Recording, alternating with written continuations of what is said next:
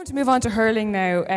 We have Shane McGuckin and Sue Rackard, and I really appreciate your patience. When you have a room with so many fantastic sporting ambassadors, somebody has to go first and somebody has to go last. So thank you for your patience. It's funny, Sue, I was in Croke Park the other day, and there is a kit man, and some of the guys from the village in Kilkenny will know Rackard Cody.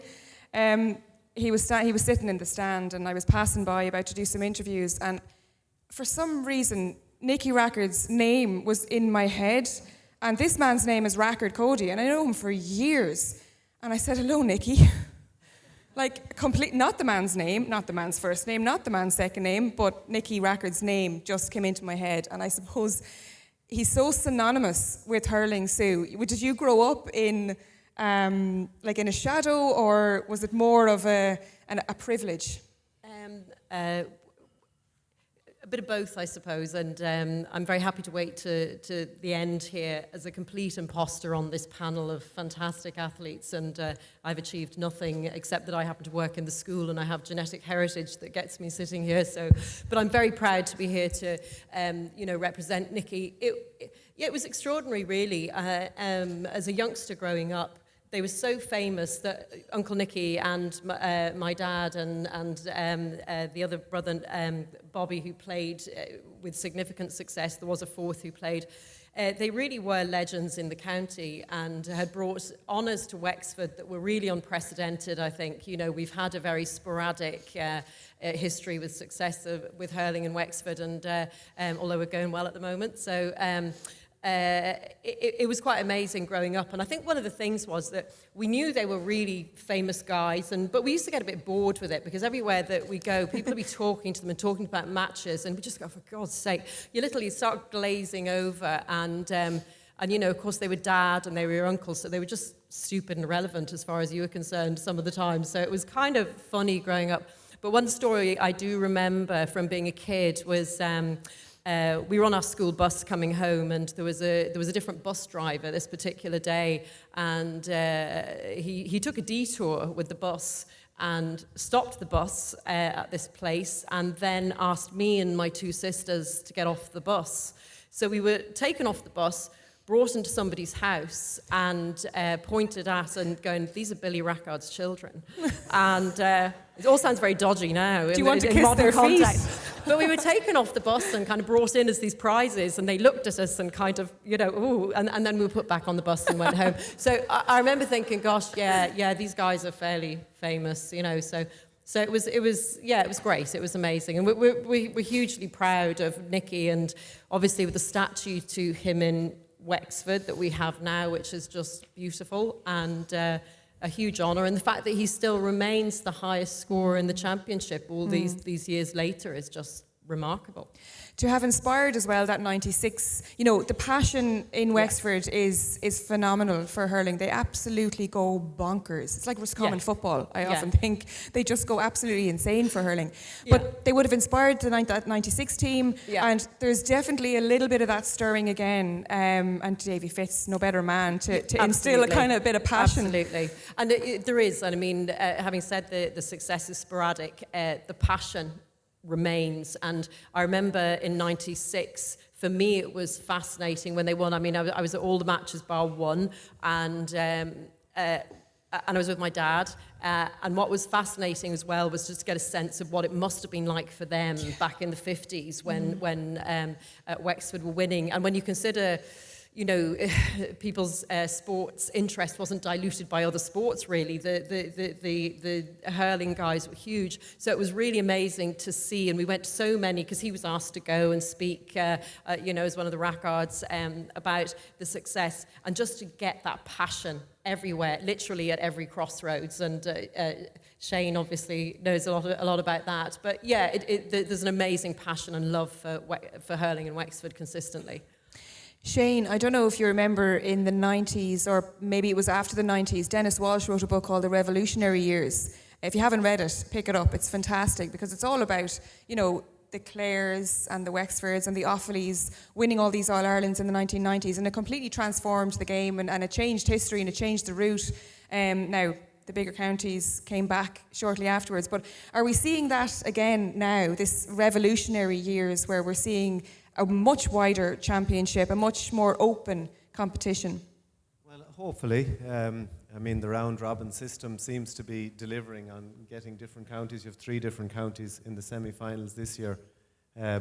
Just on the Rackards there, working in the neighbouring practice to Nicky Rackard, he's still remembered as a vet as well, I can tell you, a big, strong man, and what he was able to do.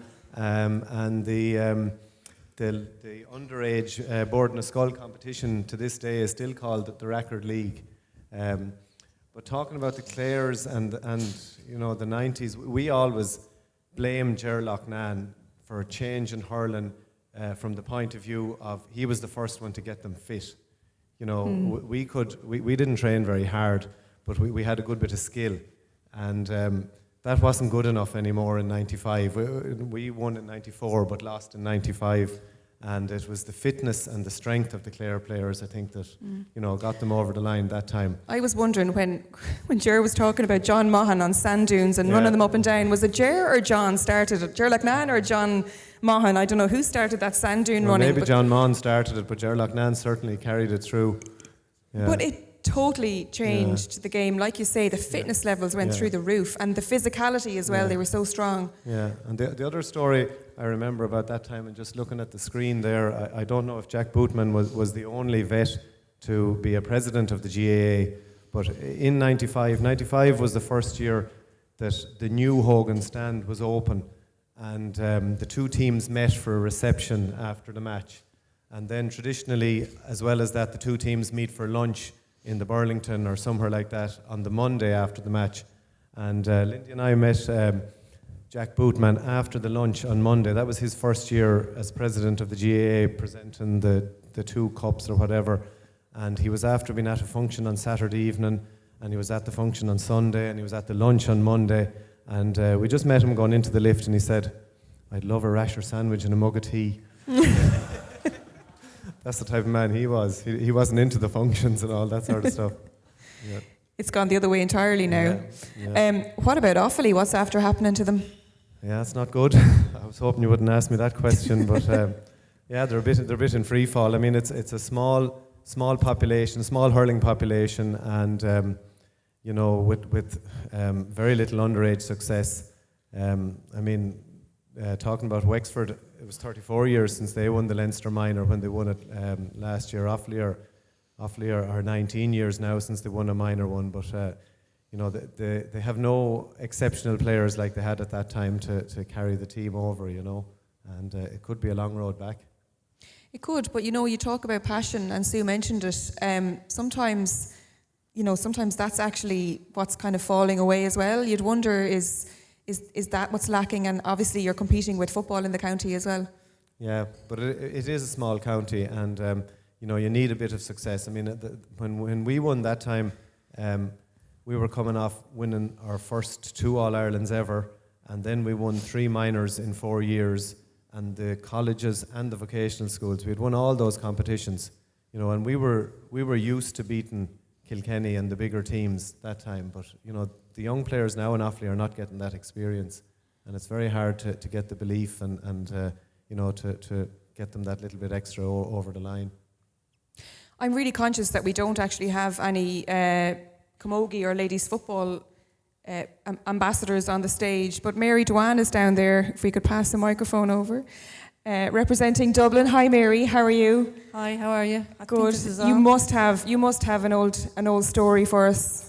Oh, there's always stories, and I remember when Shane was here. He was an intern or a house surgeon at the time, and he was mad into the hurling, and I'd been playing camogie all the time, and I'd kind of fallen out in love with Dublin camogie anyway, but Shane knew that I could poke a ball around, so it was like, come on out and play. So Ger was talking about the training that he used to do and go up and a little jog around Herbert Park. That was grand. That was a good bit of training, but every lunchtime we'd be up with the hurls and the slitters and poking around in Herbert Park. It's a lot of it, and I'd have to thank Shane because I kind of got the bug back again. And like, he was so passionate about Offaly Hurling and, you know, the whole championship, and the buzz was there, and I thought, geez, I might get this county stuff a lash again. So we did, and we actually won an intermediate All-Ireland that year. And of course I was delighted. The first thing I had to do when I got off the bus at 2 o'clock in the morning was phone Shane. Shane, we won. It's all down to you. I say he was delighted with you. Oh, he was this, that's great, Mary, I'll see you tomorrow. So that was fun. I also remember his wife Lindy there, who would have been a work colleague of mine, and in a couple of years I said, how are things going? I said, oh, that bloody hurling is on again. The next thing you know, the hurl will be back in the bed. Shane had this trick that the sports psychologists would use today, you know, keep something close to you to remind you of your passion and your form and what you're for. So it shows Lindy got heaved over and the hurl was in the bed. It's a good point you touch on though, Mary, about, you know, Shane inspired you to pick up the hurl again and get back into the game that you love. You know, all of you in the room you obviously have your veterinary family, but you still have your sporting bonds, and I can see it, you know, even in the stories and the connections. That's kind of what tonight is all about, and almost, you know, stoking that fire and remembering all of those good times. So fair play, Mary, for stoking that up. We had good times, and I'm sure that we're going to continue to have good times. Oh, they absolutely are. I have absolutely no doubt. I'd say I speak from everybody else in the room. Like, a lot of us are well over what's considered our prime, but I think we all still feel about 23 or 24 inside, except the legs don't agree. Apart from the master cyclist, we all have to aspire to that. Oh yeah, no, she's a freak of nature, don't mind her. I think Brian Dewar put it best when he said that, you know, you can go and have a reunion in 2018 about 2008 and feel like you've just walked back into the dressing room the day after or the week after you win in All-Ireland. So I just want to thank our guests on stage tonight for kind of, you know, just chatting about memories and the importance of sport, the importance of their bond with the veterinary school here in UCD. And I hope if you take anything away from tonight, you take away rekindling a friendship, or you know, opening yourselves back up to meeting up with people you haven't seen in years and talking about your involvement in the veterinary practice, but also in sport as well. Because like Brian Mullen said, it is so important for us all to have that connection, you know, for our own well-being and our mental health as well. So thank you to everybody on stage. Thank you to everybody in the audience.